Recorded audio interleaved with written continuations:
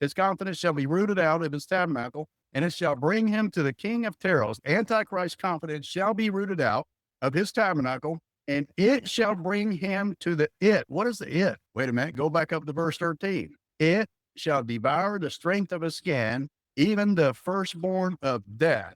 What is the it? The it is the terror shall make him afraid. The terror is the it.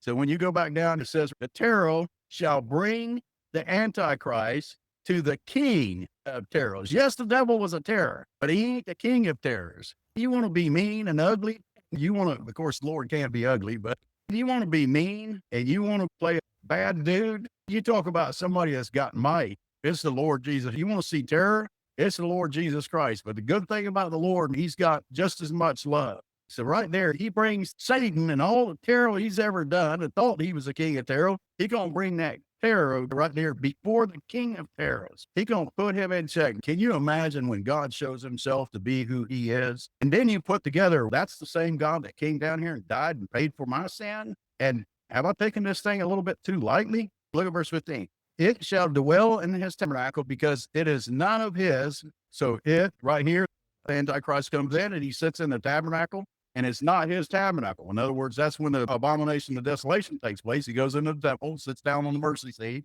and it's not his temple. So it's talking about that still during the tribulation. His roots shall be dried up beneath, and above shall his branches be cut off. That's what happens at the end of the tribulation. Satan basically gets pruned down to nothing and thrown down into hell for 1,000 years. His remembrance shall perish from the earth. Now, that can't apply until after the great white throne.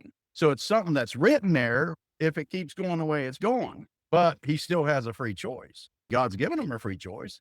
He shall have no name in the street. You know how men like to put their names after streets and stuff like that? But we know up in heaven, there's only one street, and there's only one street here. And there's no name in the street. He shall have no name in the street. I wonder if the Lord originally intended to name that street, the only one street up there in New Jerusalem, Lucifer. He is the light bearer.